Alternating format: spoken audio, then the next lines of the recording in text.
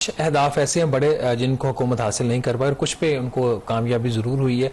अगर आप देखा जाए वो अहदाफ जो पाकिस्तान की इकनॉमिक स्टेबलाइजेशन जिसका ताल्लुक फिस्कल स्टेबलाइजेशन से था, जिसमें जो एक प्राइमरी एक हदफ होता है फेडरल उसका जो इंटरनेशनल मॉनिटरी फंड ने सेट किया होता है कि आपने बजट से एक मखसूस रकम जो है वो बचानी होती है कर्जों के ऊपर सूद की अदायगी के बाद। ये टोटल बजट से की बचत नहीं होती, लेकिन कर्जों के ऊपर सूद की अदायगी के बाद जो आपने कुछ रकम बचानी होती है, IMF का उसका एक हदफ होता है, वो उसमें ये हासिल करने में कामयाब हो जाएंगे। इन्फ्लेशन जो है बावजूद इसके कि इन्फ्लेशन रेट अब बढ़ना शुरू हो गया है, जो एनुअल रेट है वो 11% से क्रॉस कर गया है, बट जो एवरेज इनका इस साल का जो इन्फ्लेशन का हदफ था 7.5% का, वो भी मुमकिन तौर पर ये हासिल कर सकते हैं अगर जून में कोई बहुत ही कोई बुरा नंबर जो है वो ना आया, तो उस चीज़ पे ये ऑन ट्रैक है। गैर मुल्की ज़र मुबादला के जो ज़खायर है उसमें भी इजाफा हो रहा है, जहाँ पे इनको मसाइल आ रहे हैं, जो बुनियादी मसाइल है पाकिस्तान की इकॉनमी के जो पिछले काफ़ी अरसे से एड्रेस नहीं हो पा रहे।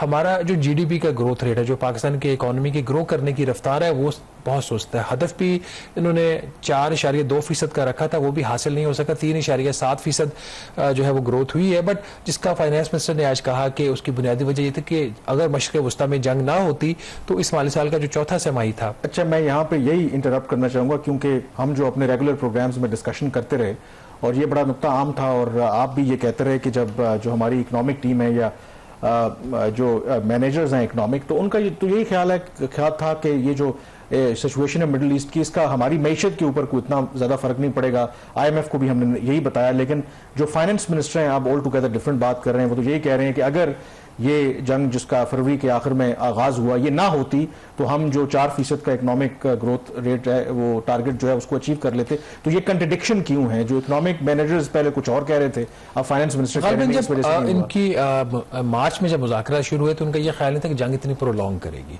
और उस वक्त इन्होंने यही उनको सारी assumptions अपनी दी कि हमें जो है वो इस पर हमारे ऊपर कोई खास इम्पैक्ट नहीं है। अगर दूसरा जो चीज़ इसके अंदर ये थी कि अगर हुकूमत ये कहती कि जंग की वजह से हमारे कुछ जो नंबर्स हैं वो आउट हो रहे हैं, तो फिर उसके लिए इनको प्रॉपर वर्किंग करनी पड़ती है, और वर्किंग करके IMF को बताते कि कहाँ कहाँ पे इनको मसाइल और कौन सी जगह पे इनको शॉर्टफॉल का सामना करना पड़ सकता है। वो नहीं हुआ। ये तो इनकी एक साइड की स्टोरी। दूसरी जो चीज़ इसके साथ है कारण दो और बहुत अहम अहदाफ होते हैं सरमायाकारी के और सेविंग्स के। अब ये सेविंग्स और सरमायाकारी के अहदाफ क्यों इंपॉर्टेंट है? अगर कोई भी कौम जो है वो सेविंग करेगी तो उसके पास पैसा अपना होगा तो वो इन्वेस्टमेंट कर सकेगी।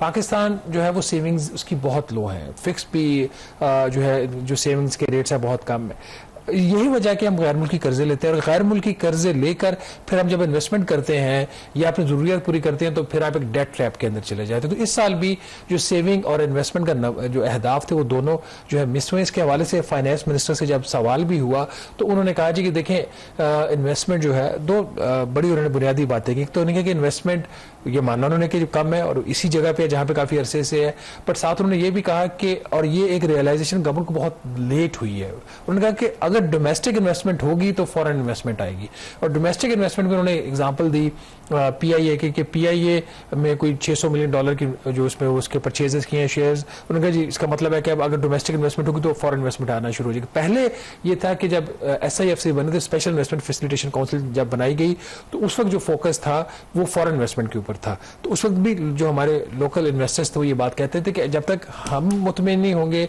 तब तक ये चीज़ें जो आपके हदाफ है हासिल नहीं होंगी। इसी तरीके से फेडरल बोर्ड ऑफ रेवेन्यू का जो टैक्स का हदफ है वो इनका हासिल नहीं होगा, एक्सपोर्ट्स का हदफ हासिल नहीं होगा, रेमिटेंसेज इनकी ठीक रही है। दो तीन चीज बातें जो एहसन इकबाल साहब ने भी की, उनसे भी जब आज सवाल हुआ कि उन्होंने बड़ी क्रिटिकल स्टेटमेंट दी थी कि हमें जो गैर मुल्की कर्जे लिए जाते हैं उस पर जो जश्न मनाया जाता है, उन्होंने कहा जी कि मेरा इस पर बड़ा मौक़िफ़ वाज़ेह है कि जब तक आप एक्सपोर्ट्स को नहीं बढ़ाएंगे, रेमिटेंसेज को नहीं बढ़ाएंगे तो पाकिस्तान लॉन्ग टर्म जो ग्रोथ है वो नहीं कर सकता। उन्होंने एक एग्जाम्पल दी कि अगर 90 लाख पाकिस्तानी जो बाहर है वो सालाना कोई आपको $40 अरब भेज रहे हैं रेमिटेंसेज में, तो यहाँ की जो 25 करोड़ आबादी है वो $40 अरब की जो एक्सपोर्ट्स वो क्यों नहीं कर पाती।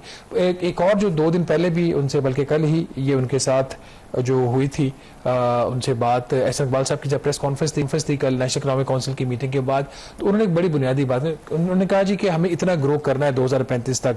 तो उनसे जब हमने ये सवाल किया कि ये जो आपका एग्जिस्टिंग सेटअप है जिसमें ब्यूरोक्रेसी यही हो, यही पॉलिटिकल लीडरशिप हो, तो क्या जो 2035 में आप कह रहे हैं कि पाकिस्तान की इकोनॉमी जो है वो रिफॉर्म हो कि $1000 अरब की हो जाएगी, आज $452 अरब की है, या दूसरा उन्होंने कहा कि पाकिस्तान की इकॉनमी जो है अगर रिफॉर्म्स नहीं होती तो $616 अरब की होगी। तो हमने कहा जी इस सारी पॉलिटिकल डिस्पेंसेशन के साथ और ब्यूरोक्रेसी के साथ आप कहाँ पे जाएंगे। तो उन्होंने कहा जी कि इस ब्यूरोक्रेसी के साथ आप ग्रोथ नहीं कर सकते। ये जो ब्यूरोक्रेसी, ये कॉलोनियल एरा माइंडसेट है इनका, ये कलेक्शन के लिए तो ठीक है, लॉ एंड ऑर्डर के लिए तो ठीक है, इकोनॉमिक ग्रोथ के लिए ठीक है। तो ये कुछ उन्होंने बुनियादी चीजें लेआउट की हैं।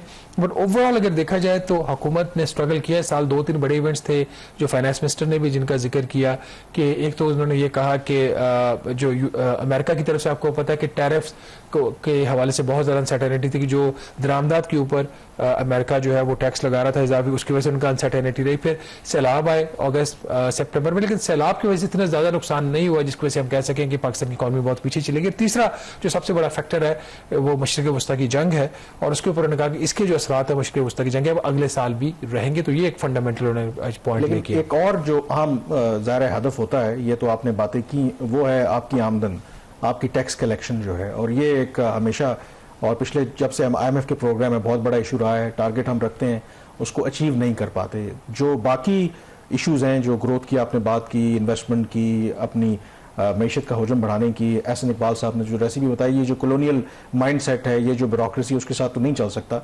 लेकिन जो हम अपना टैक्स का हदफ पूरा नहीं कर रहे, उसका सुना है कि जिम्मेदार आप करार पाएं। हाँ, वो उसका जिम्मेदार मैं करार पाया हमेशा की तरह। वही बात है ना, कॉलोनियल एरा माइंडसेट है ना कि आप खुद रिस्पॉन्सिबिलिटी नहीं लेते। देखिए ये तो बड़ा जेन्युइन सवाल है कि पिछले साल जो टैक्स कलेक्शन में 1200 अरब रुपए का शॉर्टफॉल आया, इस साल कोई 1000 अरब रुपए से ज़्यादा खुद हुकूमत कह रही है कि शॉर्टफॉल आने जा रहा है। तो उसका जो फाइनेंस मिनिस्टर ने वहाँ पे कहा, उन्होंने जब उनसे ये सवाल हो कि शॉर्टफॉल क्यों आ रहा है, तो फाइनेंस मिनिस्टर ने बड़ा इसका एक रीजनेबल रिस्पॉन्स दिया। उन्होंने फरमाया कि बहुत सारे इश्यूज होते हैं, FBR में इस्लाहात हो रही हैं, हम कोशिश कर रहे हैं, लेकिन उसने कहा इसमें थोड़ा सा सब्र करना पड़ेगा क्योंकि कल्चर जो है ना उसको तब्दील होने में टाइम लगता है। उन्होंने अभी तो हम ये कोशिश करें कि जो सिफारिश का कल्चर है वो FBR से खत्म किया जाए। उनका फिर वहाँ पे सेल्स टैक्स की चोरी हो रही है, उसमें और बहुत सारे मसले मसाइल हैं, तो उनकी टेक्नोलॉजी इंट्रोड्यूस करेंगे तो तब ही ये सारी चीज़ें ठीक हो सकती हैं। जो चेयरमैन FBR का तो उनका जो रिस्पॉन्स था वो ज़्यादा थोड़ा सा अनऑर्थोडॉक्स था। उनका ये कहना था कि जी डॉलर टर्म्स में टैक्स कलेक्शन जो है वो बेहतर हो रही है, रुपए में नहीं हो रही। और उसके उन्होंने कहा जी कि अगर रुपया आपका मुस्तहकम रहता है तो हुकूमत की तो अचीवमेंट है, लेकिन उन्होंने कहा जी कि मेरे टैक्स का शॉर्टफॉल आता है। फिर उन्होंने फरमाया कि अगर आपका महंगाई आपकी जो बढ़ने की रफ्तार है, जो आप जितना ज्यूम करते हैं उससे अगर कम हो, वो हुकूमत के लिए तो ठीक है, आवाम के लिए तो ठीक है, FBI के लिए ठीक नहीं है। जो फाइनेंस मिनिस्टर ने एक बात कही कि इस साल जो टैक्स कलेक्शन में जो इंक्रीज आया वो 10% आया है। बट ये जो 10% का भी इंक्रीज है ना, नॉमिनल जो GDP ग्रोथ है पाकिस्तान में इस वक्त 11% इन्फ्लेशन रेट है, 4% के करीब 3.7% आपका जो है वो आपके ये GDP ग्रोथ रेट है, तो तकरीबन 14.5-15% नॉमिनल ग्रोथ है। FBR की कलेक्शन ग्रो करी है 10% से। इसका मतलब है कि अभी भी सिस्टम के अंदर लीकेजेस हैं, चोरी भी हो रही है और एफिशिएंसीज के भी इश्यूज हैं। इसी वजह से टैक्स कलेक्शन में शॉर्टफॉल है। यही वजह है कि फिर हुकूमत को सूबों के पास जाना पड़ा और प्रॉब्ली मैंने तो इट इज़ अनहर्ड कि सूबे जो है वो ग्रांट थे, बट सूबों ने भी ब्रॉडर नेशनल इंटरेस्ट में, जो जेन्युइनली नेशनल इंटरेस्ट है, उसमें सूबों ने दे हैव एग्रीड कि वो जो है ग्रांट्स वो देंगे। इसमें सिर्फ खैबर पख्तूनख्वा की तरफ से एक चीज़ ये आई है कि उन्होंने कहा कि हमारे इमरान खान साहब से मुलाकात करवा दें, जब इमरान खान साहब ओके करेंगे तो हम भी कंट्रीब्यूट करने के लिए तैयार है। लेकिन मुजम्मल हसन साहब ये बात कह रहे हैं कि जिस किस्म का जो ऑब्जेक्टिव है सूबों से ग्रांट्स लेने का, ये इतना बड़ा ऑब्जेक्टिव है कि इवन के इमरान खान साहब भी इससे इनकार नहीं करेंगे। तो इस कॉन्टेक्स्ट में अगर देखा जाए तो FBR की जो रेवेन्यू कलेक्शन है, जो FBR की परफॉर्मेंस है, वो सेंट्रल स्टेज जो है वो इख्तियार कर गई है। बेहतर टैक्स कलेक्शन होगी तो जो रिलायंस है वो सूबों के ऊपर और बाकी जो इनडायरेक्ट टैक्सेशन है उसके ऊपर कम हो जाएगी। पर एक और चीज़ इसके साथ, जो अनरियलिस्टिक टैक्स टारगेट्स भी जो सेट किए जाते हैं ना,